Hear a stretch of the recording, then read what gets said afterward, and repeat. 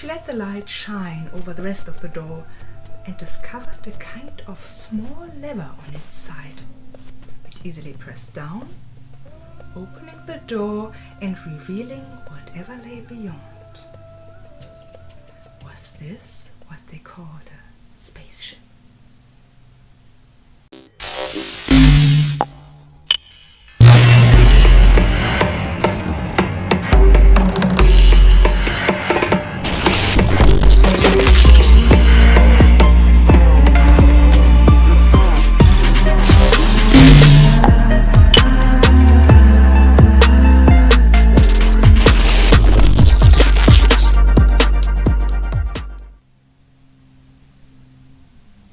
The scarab rolled a small glowing sphere in front of it. Beglegs first, it disappeared into a crack in the wall. This was the burial chamber of a pyramid, sealed only a few days ago. The smells hadn't entirely dissipated yet, or so it seemed to Ankh.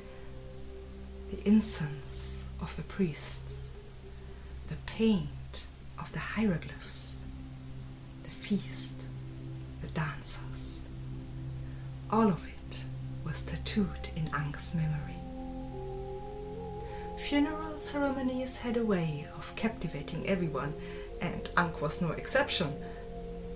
But the young woman felt something more, something beyond what the priests had intended. She sensed how tangible the other worlds had become.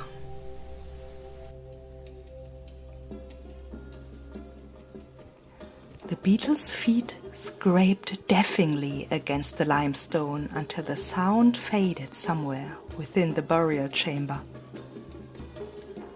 It was a scarab like any other, a dung beetle, familiar to every child.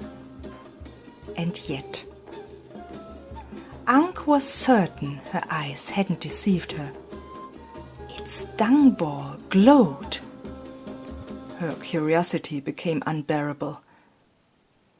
As the sole witness to this strange little incident, it was her duty to get to the bottom of the mystery. Perhaps it was just an excuse to allow herself to enter the tomb. The truth was that the longing for something inside overwhelmed her like the Nile flooding its banks. Without this inner parasite, her reverence for the tomb's curses would have been far too great. But once she stood in the dark, cold, and narrow innards of the pyramid, she felt lonelier than ever before. Every sound was strangely distorted, even her own footsteps. How could she have thought to find warmth here in this place of death?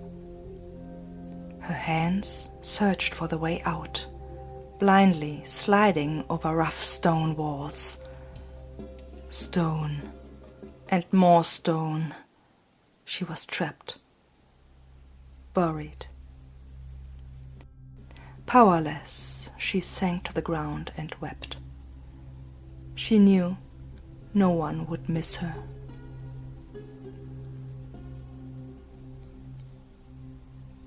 Even before the echo of her sobbing died away, her emotions had become tame again. Behind her closed eyelids, it grew bright. She blinked and saw Pharaoh.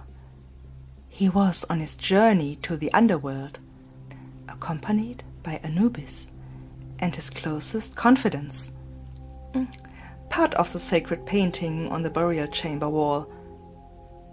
Then darkness again, accompanied by the scratching of tiny feet. The scarab scurried past her, still dragging its glowing ball. It was followed by a light that revealed fragments of the pictorial stories on the walls.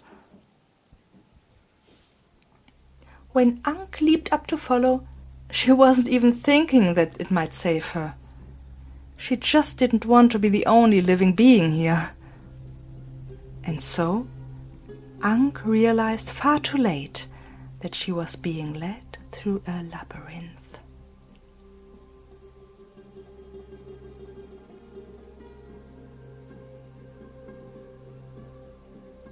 At some point, her tired eyes brought the figures to life. They detached from their background and danced in her peripheral vision. They mingled with her imagination of pharaohs and gods, souls and reptilians, until Ankh became dizzy.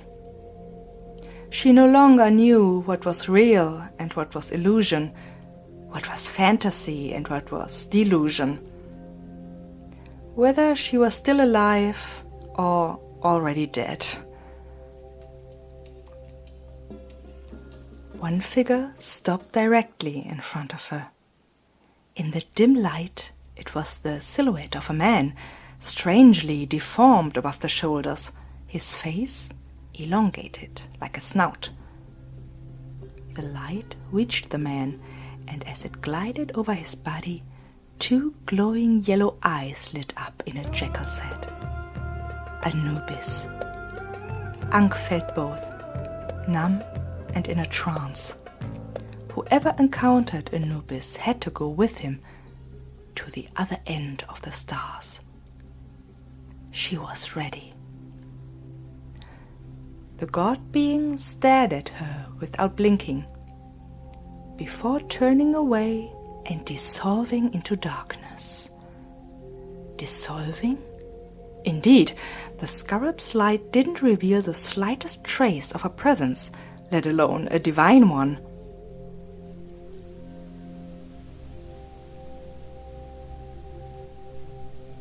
Ankh noticed that her little friend no longer made any effort to crawl forward. The passage ahead was blocked by a rectangular door. She picked up the beetle and its glowing ball in her hand and held it against the symmetrically decorated wood. In the center was a small golden plaque with inscriptions she didn't recognize.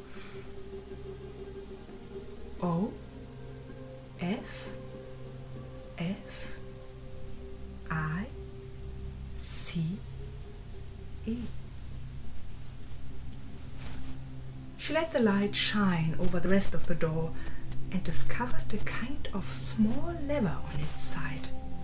It easily pressed down, opening the door and revealing whatever lay beyond.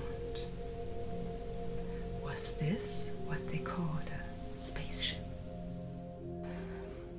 Ankh cautiously crossed the threshold into one of Egypt's most beautiful burial chambers, lined with rich gold and Egyptian blue, adorned with the most intricate figures and hieroglyphs. And like a colorful jewel, a sarcophagus stood in the center of the room. Without remembering how, she suddenly stood there, feeling something that made her think of a presence.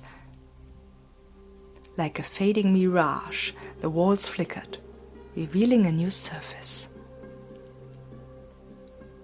Now there were metallic panels, stretching like large rectangular crocodile scales from the floor to the pointed ceiling.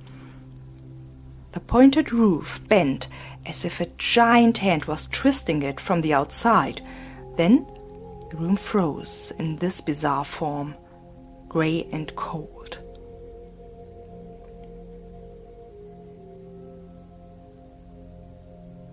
Ankh's heart began to beat so fast that she had to hold it still. The sarcophagus was also gone. In its place was now a large wooden table covered with papers. Behind it sat a man with a glowing tablet in front of him. The man looked up and let out a loud sigh. "Ankh-Senamun," he called out. How did he know her full name? "I didn't expect you," he said. Otherwise, I would have finished describing the burial chamber. He watched her trying to understand and failing. I'm sorry, he continued. The thing with Anubis wasn't intentional. I just ran out of ideas. And this little guy. He pointed to Ankh's outstretched hand, which still held the scarab. Kept you on your toes, didn't he? He snuck into the story when my power ran out. A little running gag.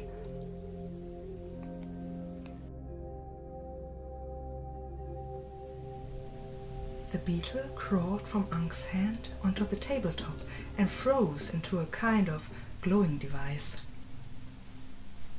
You know what's fascinating about writing, Ankh? Sometimes characters just take on a life of their own.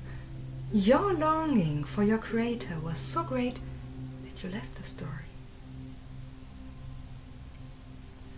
But nonetheless, he pressed something on the glowing tablet in front of him. You are only a figment of my imagination.